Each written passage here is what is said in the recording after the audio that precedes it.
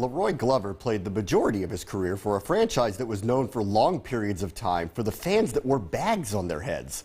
And John Ritchie played a good portion of his career for a franchise that has defined dysfunction. Times have changed for one of these two franchises, and as we welcome both former NFL players here to ESPN News, let's start with the good here, Leroy. Could you ever imagine a day where the New Orleans Saints are the best team in football? No, I couldn't imagine a day when the New Orleans Saints were the best team in football, but they're making believers, not only out of myself, but the rest of the world in the NFL. 11-0 right now, led by Drew Brees, and a very opportunistic defense. That was a message, John, the other night. I mean, that was a message sent to the rest of the NFL world. I mean, say what you want about the Patriots, they're still the Patriots. That was unbelievable performance.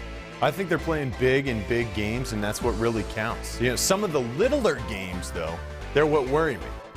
Yeah, what, they gave up, they were down 14 points to Miami. They were down in other games as well. Are you as concerned? They showed up in a big spot there. What about the little games? What do you think? I'm not too concerned about them because I like what this quarterback and this offense can do in the fourth quarter. He has the #1 passer rating in the fourth quarter of all ball games. That's why they're in the position that they're in now. All right, let's talk about your specialty a little bit here. Everyone's talking about Brees and the offense and all the numbers they're putting up there. What about the defense here? Opportunistic. It doesn't look like it's a fluke anymore. What do you make of what they're doing on that side of the ball? I think with the addition of Greg Williams, the defensive coordinator, he's really brought a swagger. He's brought a lot of confidence to this defense. #1 in the NFL in turnovers. They're really getting their hands on the ball. And not only are they getting interceptions, they're taking them back to the house. Darren Sharper, right now tied for leader in the NFL in interceptions with 10. He's playing like a man possessed. How about that defense, John?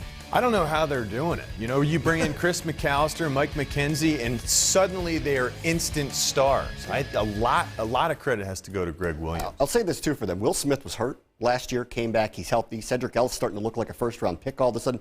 Maybe their personnel was a little bit better than I think people gave them credit for. But the scheme certainly is working for them, too. And I think they're getting Cedric Ellis back at the right time. You know, they did struggle a little bit with his absence, stopping the run.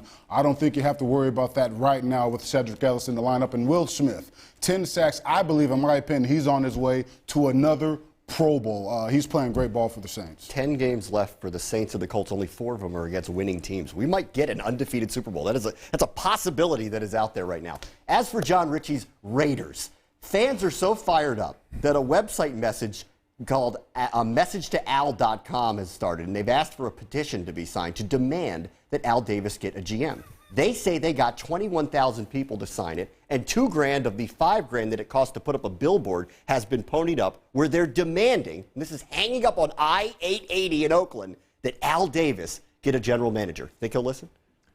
I think he already is listening a little bit. The message is there. They're 3-8. You know, they've struggled greatly. He has made a name for himself around the world for being a guy who makes reaches. He brings people in maybe that other people don't think are worthy. Jamarcus Russell was one of them. Darius Hayward-Bay is another. He has made progress now by benching Jamarcus, and their passing game is improving a little bit with Gradkowski. So he is making concessions. He is not a dumb man. Rather, he is very, very smart. And I know that he will make some moves this offseason. He knows that he needs some help. Despite the fact that he cares not what the media thinks about him, Al Davis is concerned with winning first off, and he will somehow get it done. The Saints fans are some of the most boisterous in the NFL. They have had 2 very different messages through the years. One was bags on the head. Oh, yeah. And now recently, it's the hottest ticket in sports if you want to go see a game in the Superdome. Do the players, do the teams, they listen to the fans? Is a billboard going to change anything with the Oakland Raiders? I don't think so. I think the only time they listen is when they're not doing well or when they're stuck in a moment of complacency. Right now, they have a lot of work to do, though, with that organization, with that team. You're going to see in the future here, especially late in the month of December, they have got to play their best football, or it's going to be a long offseason for them. All right, so we talked about the top. We talked about the bottom. Let's get to the middle of the road here. Houston still has a shot at making the playoffs, but the last 3 games, they blew 2 of them by missing field goals at the end of the game. Then they blew a 17-point lead at home to the Colts.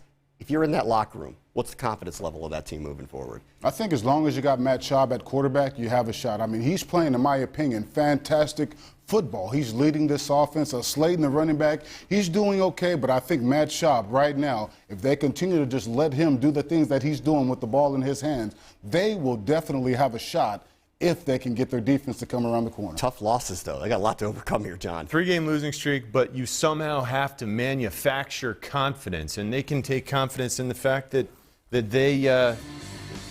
been in these games. They were up 20-7 in the half against Indy. They picked Peyton off twice.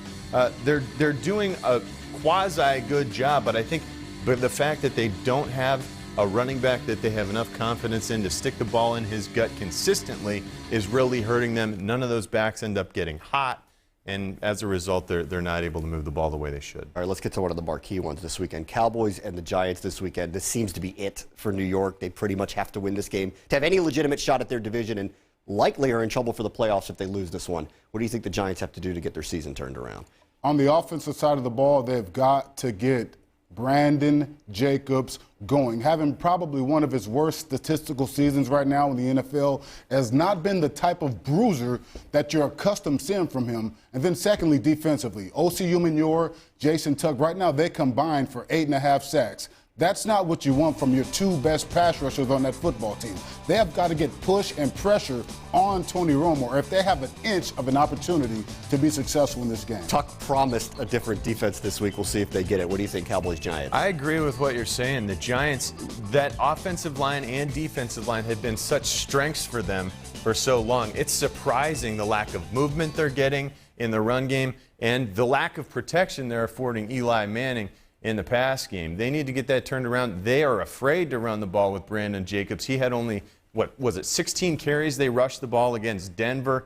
That's not enough. They need to get back to the run-first mentality, and it all starts with the big guys on the offensive and defensive line. Roy Glover was inducted into the Saints Hall of Honor the other night. Congratulations to that for you. Wow. Roy Glover, John Ritchie as well here on ESPN News. Thank you, guys. Thanks, Brian.